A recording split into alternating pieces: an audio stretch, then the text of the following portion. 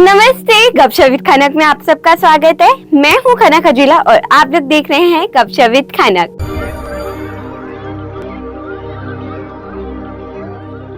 आज हम पिछले एपिसोड की कहानी को आगे बढ़ाएंगे। पिछले एपिसोड में हमने एक बहुत ही खूबसूरत कहानी चालू करी थी जो श्री कृष्ण, रुक्मणी जी और सत्यभामा जी के बारे में थी। आज हम उसी कहानी को आगे बढ़ाएंगे। अभी तक हमने देखा कि कैसे नारद मुनि जी सत्यभामा जी से मिलने जाते हैं और उनके सामने एक प्रस्ताव रखते हैं कि वो कृष्ण को उनका दास बनाते, मतलब नारद मुनि जी का दास बनाते। अब यह सुन के तो आप भी चौंक गए होंगे और सत्यभामा जी भी चौंक गई होंगी।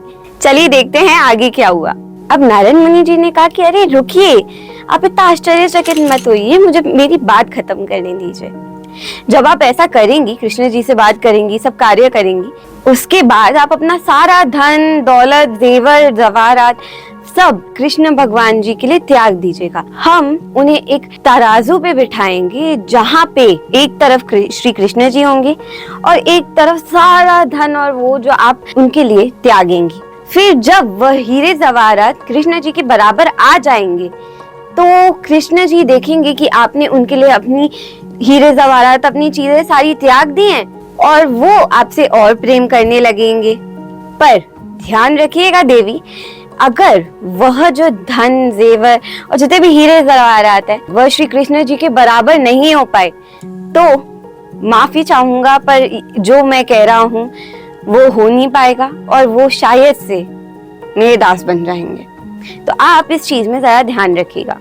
सत्यभामा को नारद मुनि जी पे पूरा भरोसा था। उन्हें ऐसा लग ही नहीं रहा था कि ऐसा हो भी सकता है कि तराजू कृष्ण जी के बराबर या उससे नीचे ना गिरे, और ये भी कि नारद मुनि जी उन्हें अपना दास बना ले, ऐसा उन्हें विश्वास ही नहीं हो रहा था कि होगा। तो नारद मुनि जी के इस विचार के साथ आगे बढ़ी। उन्होंने जब ये सारा प्रस्ताव, ये सारी बातें श्री कृष्ण जी को बताई, कृष्ण जी के मन में भी थोड़ा सा सवाल खटक रहे थे। उन्हें लग रहा था कि शायद से जो होने वाला है वो सही नहीं है। फिर जब श्री कृष्ण जी ने सत्यभामा जी से पूछा कि क्या आपको ऐसा नहीं लग रहा कि ये जो हो रहा है उसमें कुछ गलत है, तो सत्यभामा जी ने निश्चिंत होकर कहा कि मुझे ऐसा कुछ नहीं लगता कि ऐसा कुछ होगा।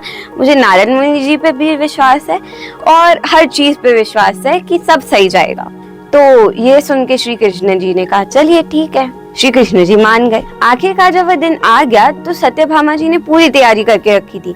फिर कृष्ण जी को सारे कार्य कराने के बाद उन्होंने जैसा कि बोला गया था एक बड़ा सा तराजू बना के बिठा दिया एक तरफ। कृष्ण जी ने आखिर एक और बार पूछा था सत्यभामा जी से कि आपको लग रहा है कि जो हो रहा है वो सही है, आपको ऐसा तो नहीं है, आप चाहें तो अभी भी मना करके इसे रोक सकती हैं।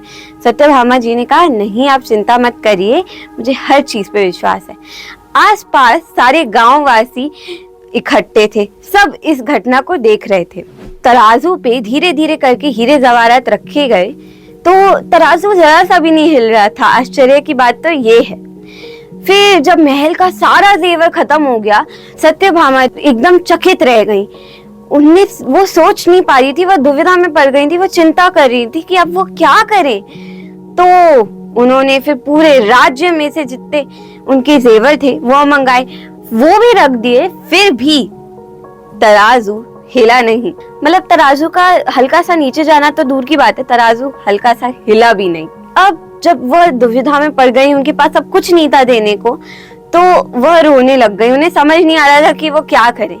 तो नारद मुनि जी ने कहा कि मुझे माफ करिए, जेवर तो बराबर नहीं आ रहे हैं, अब आप बताइए देवी मैं क्या करूं। दूसरी तरफ सत्यभामा जी अभी भी चिंता में पड़ी थी। उन्हें समझ नहीं आ रहा था कि वो क्या करें। उन्होंने जब कृष्ण जी से पूछा कि हे प्रभु, मुझे बिल्कुल समझ नहीं आ रहा है, मैं आपके लिए क्या करूं, मुझसे बहुत बड़ी गलती हो गई है। तो कृष्ण जी ने कहा कि जो हुआ है वैसा होना नहीं चाहिए था, आपका जो यह निश्चय था वो सही नहीं था, इसलिए मैंने आपको पहले भी 2 बार पूछा। पर आप एक काम करिए, अगर आपको अभी मुझे बचाना है तो आप रुक्मणी के पास जाइए, उससे आप बुलाइए यहाँ पे और वो कुछ करेगी। तो जब सत्यभामा रुक्मणी जी के महल रोते रोते चिंतित अवस्था में गई तो रुक्मणी जी भी ये देख के चिंता में पड़ गई और उनने पूछा कि अरे सत्यभामा रो क्यों रही हो, बताओ क्या हुआ। तो सत्यभामा ने पूरी घटना बताई और रुक्मणी जी उनके साथ चल दी। जाते जाते रुक्मणी जी ने एक तुलसी की पत्ती तोड़ी और उससे लेके भगवान से प्रार्थना करी। जब रुक्मणी जी वहां पहुंची तो कृष्ण जी के मुंह पे एक मुस्कान आ गई। और रुक्मणी जी ने वह पत्ती जेवर के ऊपर रख दी और तराजू जो इतनी देर से हिला नहीं वह हिल गया। पर बात यह थी कि वो अभी भी कृष्ण जी के बराबर नहीं हो रहा था या कृष्ण जी से नीचे नहीं हो रहा था। तो फिर कृष्ण जी ने कहा एक काम करिए, सारे जेवर हटा दीजिए। तो जब सारे जेवर हटाए गए और उसके बाद सिर्फ अकेली पत्ती रखी गई तो वह कृष्ण जी के बराबर आ गया। और फिर कृष्ण जी ने सत्यभामा जी को बताया कि जो आपने जेवर रखे, आपने जो भी किया वह एक अहंकार की वजह से किया था और जो रुक्मणी जी ने किया वो एक सच्ची भक्ति और अपने प्रभु को पाने के लिए किया।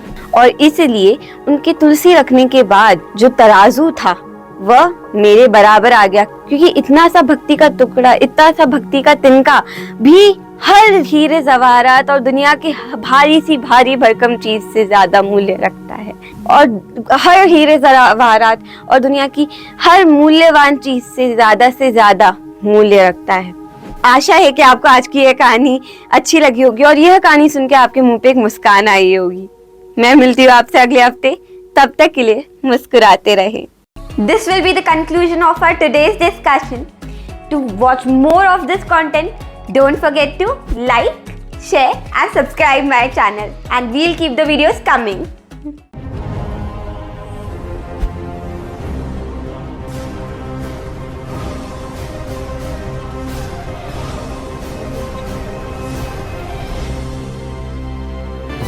A KH production.